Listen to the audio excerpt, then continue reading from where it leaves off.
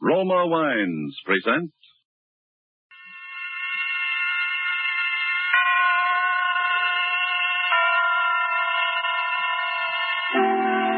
Suspense.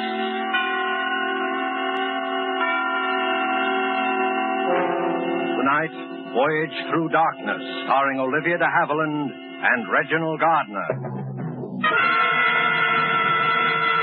Suspense is presented for your enjoyment by Roma Wines. That's R-O-M-A, Roma Wines. Those excellent California wines that can add so much pleasantness to the way you live, to your happiness in entertaining guests, to your enjoyment of everyday meals. Yes, right now a glass full would be very pleasant as Roma Wines bring you Suspense.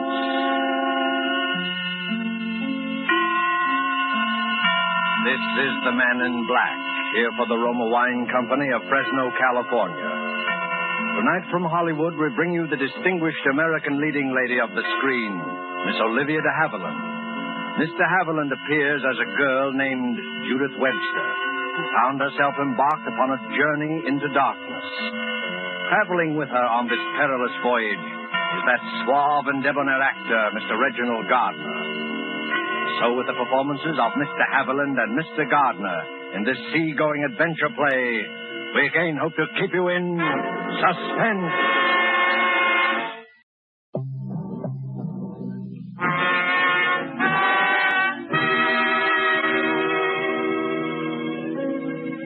It happened in 1939, shortly before England and Germany were at war.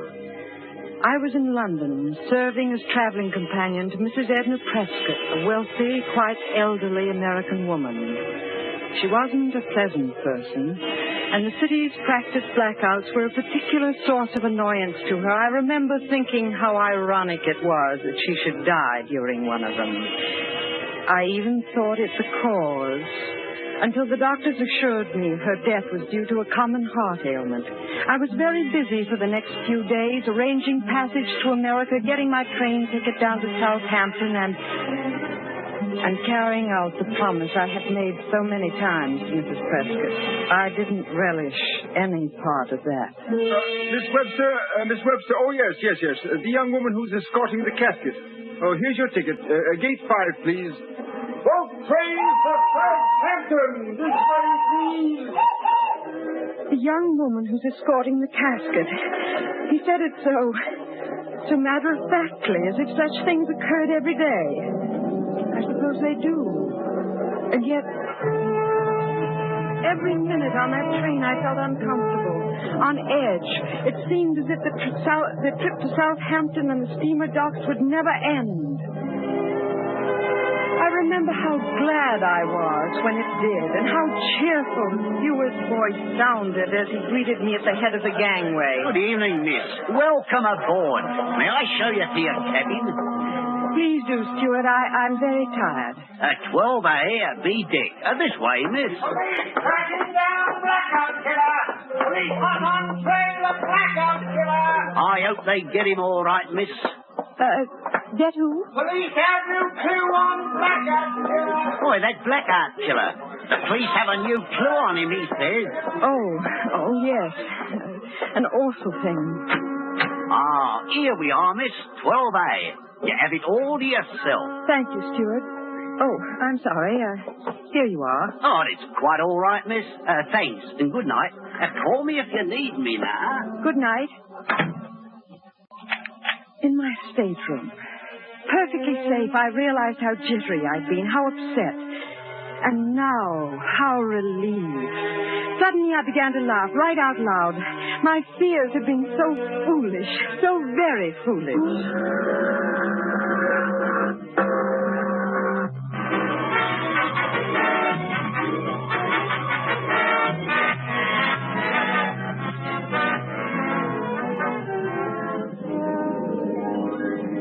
An hour later, I went out on deck. I no longer felt tired, and I wanted to watch the lights of the coastline fading away from us. I was standing near the aft rail, quietly looking out across the water when he first spoke. Beautiful, isn't it?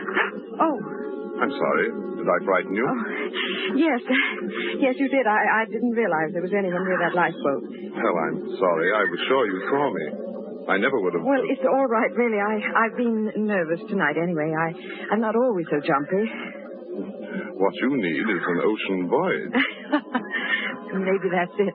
Were you watching the shore lights? Yes, and I never did answer your question. They are beautiful. Very. And the sea alone is beautiful. She has moods, you know, just like a woman. Gentle sometimes and soothing, then suddenly flying into a rage and dashing things to pieces. And then quieting right down again. That's right. I see we feel the same about her. Does she frighten you sometimes? The same way women frighten me. Oh? I mean, when I don't understand them. Well, I thought it was the general male consensus that we weren't supposed to be understood. Only loved. Isn't that the rest of it? Something like that. Anyway, it's a philosophy I disagree with. That's refreshing. Ah, the lady is amused. Oh, not at all. It's just that the lady detects a bachelor. Because I have a mind of my own? Well, that's one good clue. But listen to me. I'm lecturing to you as if I believe that bit of triteness ends up as if I'd known you all my life. Oh, wait a minute. There's another which makes it perfectly all right. It's that shipboard friendships last forever business.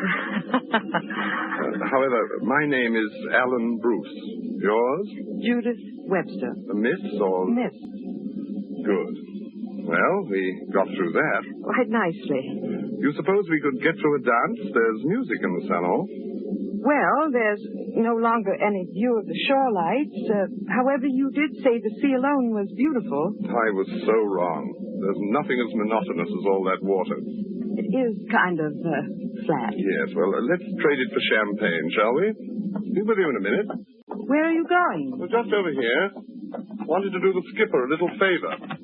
What is it? Oh, the lifeboat cover. How did that ever get so loose? I don't know. I noticed it a while back. There. Well, that should do it.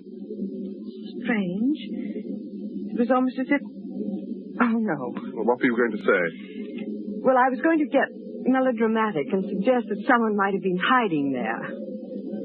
You mean a stowaway? Yes. Well, of course it's silly. I wouldn't say so. You're joking. Not at all. It's quite possible someone could have slipped on board and hid in that boat. That's why I think we shouldn't mention this to anyone. What? It would only cause an alarm. But I don't understand. You really think there might have been someone...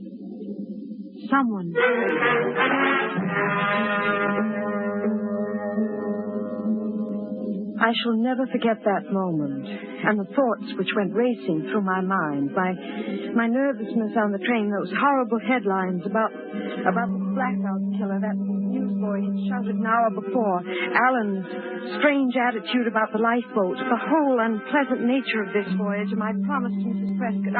I wanted to turn and run, wanted to cry out, but somehow I couldn't. It was like a dream when you can't move. And then the darkness was swept away and I was no longer dreaming. I was in Alan's arms dancing. There were laughing, carefree people all about us, and the ship's salon was so bright and friendly. I was ashamed for even thinking there might have been anything wrong.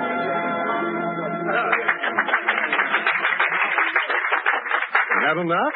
They just brought out champagne. Well, in that case, yes. I'd about given up. Well, a fine way to talk about my dancing. You know perfectly well what I mean. Oh, all right. Let her go, waiter. Right you are, sir. There we are. All right. Thank you, waiter. That'll be all. Yes, sir. Oh, that does look good. And is. Well, what should we toast to? Shipboard friendship? Shipboard friendship. You know, What is it? Something wrong? No, nothing at all. Just thought I saw some, and will you excuse me a moment? Well, of course. I won't be long. Everything all right, miss?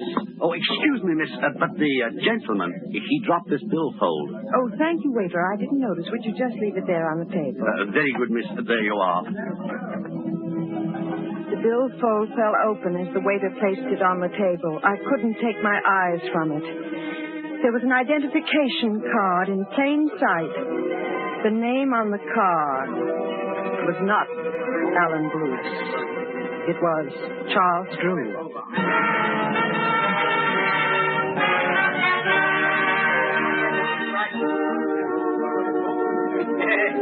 Sorry to have run off that way. I never should have. Didn't know the fellow at all. Say, you haven't touched your champagne. You'll let all the kick go out of it. I'm afraid all the kick has gone out of it. Well, we'll soon take care of it. Oh, my billfold. Where did you find it? It was on the floor. The waiter picked it up. The waiter, did he look at it? No.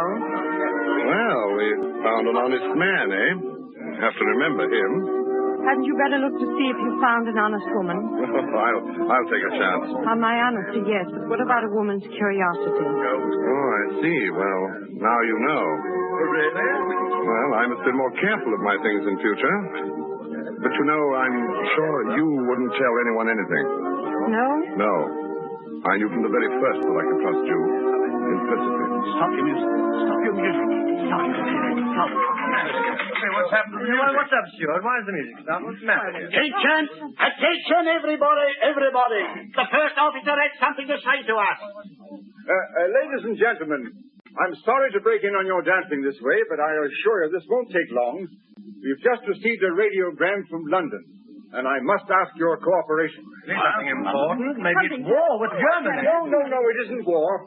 Nothing nearly as alarming as that.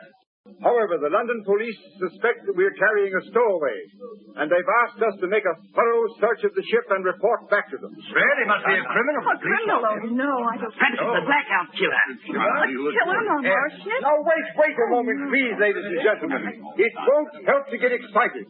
The ship is being searched. He'll never get off. All we ask is that you keep your cabins locked. I was afraid this might happen. How long did you expect to keep it from them? Naturally, I was hoping they'd never... Judith! Well, Judith, what's wrong? Where are you going? Look at him. Well, what the devil? Hey, what's the matter, handsome? She run out on you? Well, please let me through, will you? Okay, sure. Go to it, mister. Don't let her get away. You know, maybe she thinks that you're the blackout killer.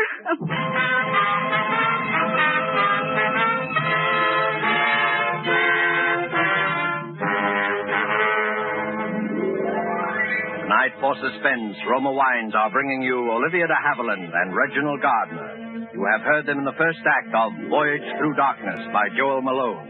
Tonight's tale of Suspense.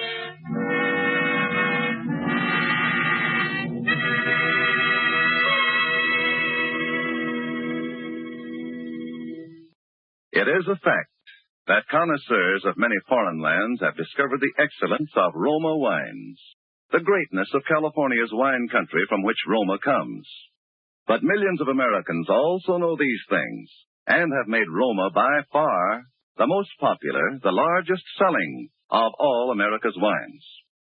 Here at home, Roma wines are truly inexpensive.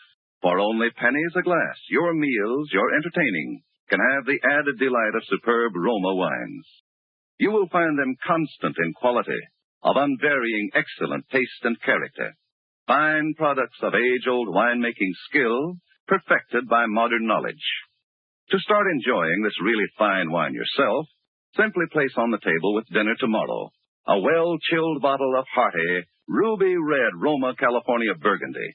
Don't worry about what the meal is or what glasses you have handy. You'll be delightfully surprised at how much extra enjoyment you get from your meal. How Roma wine makes even the simplest meal a feast. Enjoy Roma wines anytime with meals when entertaining. It's the easy, inexpensive way to make a big hit with guests and with the family. Be sure to ask your dealer for ROMA, Roma wines, made in California for enjoyment throughout the world.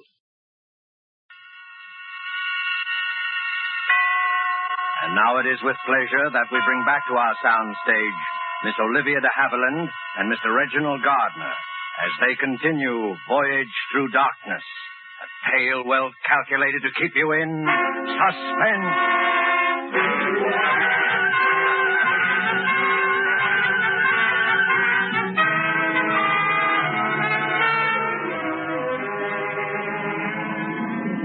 I'll never to know why I left the dining salon without telling them. Certainly there could no longer be any doubt. It was all too clear. That loose canvas covering on the lifeboat, the way he'd been standing there, even the name he had given me, Alan Bruce. I saw it later on the regular passenger list. He must have killed Bruce and thrown him overboard, taking not only his name, but his stateroom and clothes. It was all so fantastic. Worse than anything else, I had almost fallen in love with him. He knew that, I'm certain. It was why he was so confident that I wouldn't tell anyone. And I didn't. Not even when I spoke to the first officer about my promise to Mrs. Prescott. I wanted to tell him, but somehow Webster, I'll arrange it for early tomorrow morning. Most of the passengers will be asleep. Thank you. I suppose it's rather unusual, but then Mrs. Prescott was an unusual woman. I haven't conducted a burial at sea since the last war. However, I'm not entirely unprepared. The company officials spoke to me about this before sailing, and, well, now, don't you worry, Miss Webster. The ceremony will be quite in order, I assure you. Thank you. I'll bid you good day, ma'am.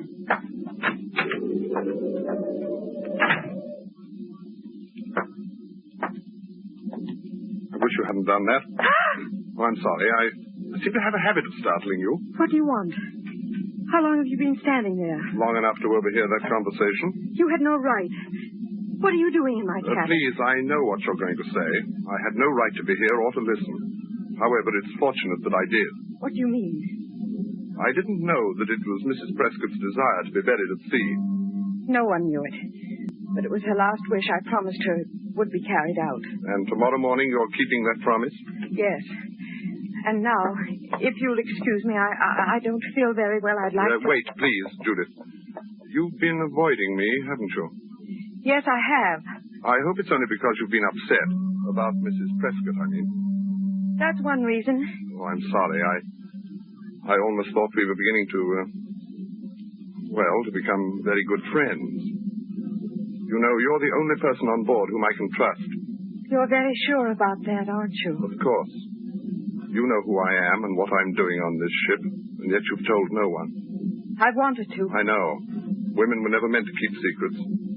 However, I'm going to ask you to keep one more. I'd rather not. Sorry. I must include you this time.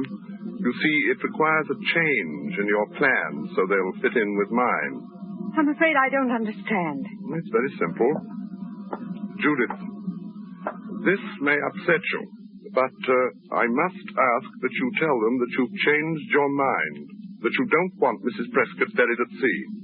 What? You remember what they said? Even if they couldn't find the stowaway, he'd never get off the ship. Well, he could get off very easily if you'd allow him to take Mrs. Prescott's place in that casket. What, in that casket? Yes.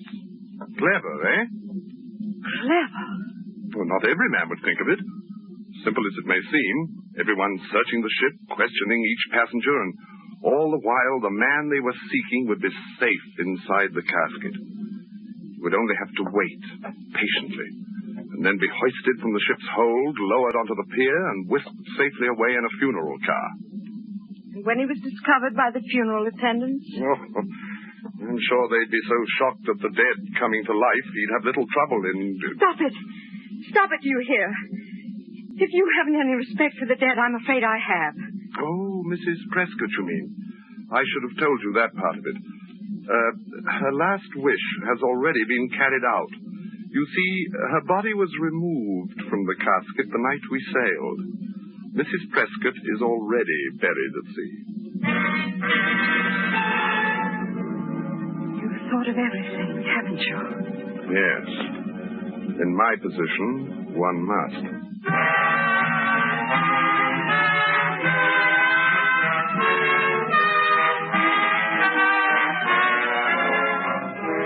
I remained in my cabin all that day, and the next. I was afraid to see him again.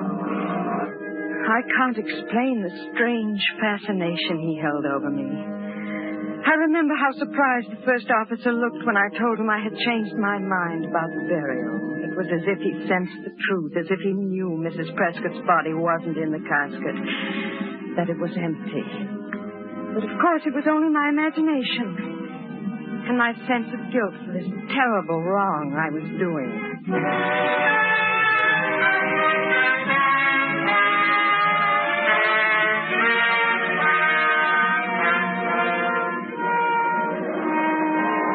When we sailed into New York Harbor, I went out on deck.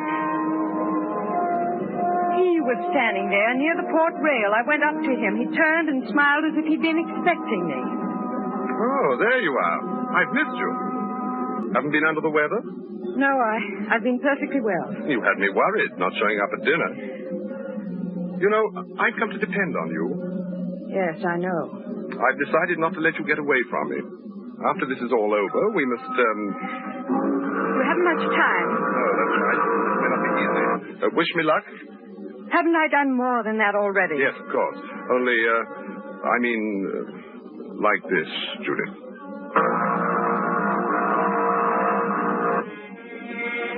As suddenly as he had taken me in his arms, he released me, and I remained there by the rail as he hurried away. I watched as the ship moved on into the harbor under the guidance of the tugboats with their shrill, insistent little whistles. I listened to the shouts of the crew and longshoremen. Soon we were alongside the pier. And the steward was shouting from the head of the gangway, and then I saw it. The casket. They were lowering it toward the pier. There was a car waiting, a long black car, and suddenly I realized what I had done, what a fool I had been, what a cowardly, frightened little fool. Wait! Stop them! Don't let them take it! Don't let them! Wait, please! You mustn't touch that casket. There's something wrong. Huh? Hey, what's the matter with you, lady? Get out of the way, will you? But there's a man in there alive. He's hiding. Sure. Hide-and-go-seek he's played in a coffin. Go on, lady. We got work to do. Slam those rear doors tight, Ed. Please, you must listen to me. If you won't, I'll call the police. Someone has got to stop him. Did I hear you call for the police? Oh, yes, these men won't listen to me, but there's a man hiding in this casket. Of course there is. We put him in there, Judith. What did you say? I said we put him in there. Or rather, we let him walk right into our trap. Wait a minute. Are you trying to tell me there's someone else inside that casket? Well, surely you're not trying to say that you thought I was in there. Well, who else? Who else? Why, the blackout killer, of course. Then he's getting away. You're letting him get away. No, Judith. Those men know who's inside that casket. And they know right where to take him. Take him? You know, Judith, for someone who helped plan this entire thing, you're acting very strangely. I'm acting strangely. It's almost as if you didn't know who I am at all. I don't. What? I said I don't know you. I still don't. But the night I dropped my billfold, I thought surely you... All I learned that night was your real name, Charles Drew. You mean you didn't look at the rest of my papers? Certainly not. But that's amazing. Say, you are different. Yes, and I suppose you're the everyday run-of-the-mill type. Look, what is this? Oh, it's all very simple, Judith. I thought you'd learned of my affiliation with Scotland Yard when you had my billfold. You mean you're a detective? I've even been called a bloodhound. Then all this time, you've been trailing the killer. That's right. We had a tip-off he might be on this ship, and when I discovered the loose lifeboat covering, I was certain of it. Then Alan Bruce, he wasn't murdered at all. He never existed. Just a name I was using. Good Lord, Judith, you know detectives never travel under their own names. It just isn't done. No, everything has to be done the hard way. I suppose that's why you just didn't find the killer and arrest him on board. Oh, no, hardly. You see, I couldn't find him. Searched the ship from top to bottom. I guess he really would have given me the slip if I hadn't looked in the casket. He was hiding there all the time? No, it was empty. I don't get it. Neither did I at first. Then I began to wonder why he would remove Mrs. Prescott's body from her casket unless it was part of some plan. And I decided that it was. A weird yet thoroughly clever plan. Remember I told you not every man would think of it? Yes, you did say that. He had only to wait. patiently until the ship docked, Then, at the last minute, slip into the casket. and be hoisted out of the hold onto the pier and whisked safely away in the funeral car. And to think, if it hadn't been for you, he might have gotten away with it. Oh, you helped plenty by calling off that burial and leaving the way open for him. Oh, no, Charles. I nearly wrecked everything. I thought you were the killer. Well, no wonder you avoided me. I was so mixed up. I thought I knew so much. No, it's my fault, darling. I overestimated you. Is it all clear to you now? Well, no, that is, it's clear about how, well, the killer and the casket, but I don't know whether... What? You mean about the lifeboat and... No, about you. I'm not clear whether... You mean whether or not I'm really Scotland Yard? Well, I am. You can really... No, I'm just not sure whether... But, Judith, there's nothing else. Oh, except, of course, that I love you, and... What was that again? I said I love you. How can I be sure? Judith, darling. Oh, Charles. That makes it very clear.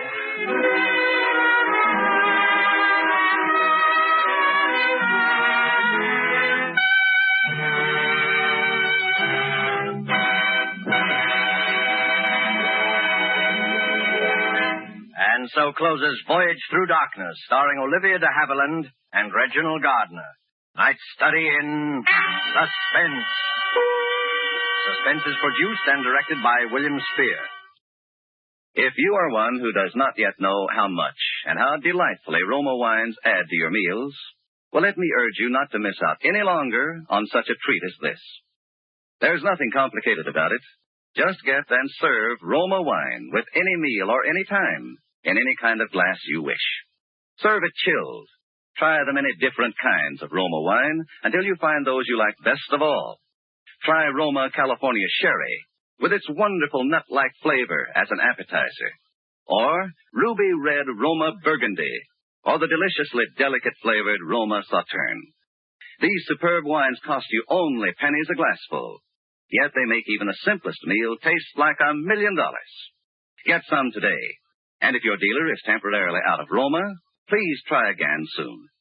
Ask for ROMA, Roma Wines, America's largest selling wines, made in California for enjoyment throughout the world. This is Olivia de Havilland. I've certainly enjoyed appearing here tonight on Suspense, which is a program I've admired for a very long time. Our government has asked us to bring to the attention of women listeners a very important message.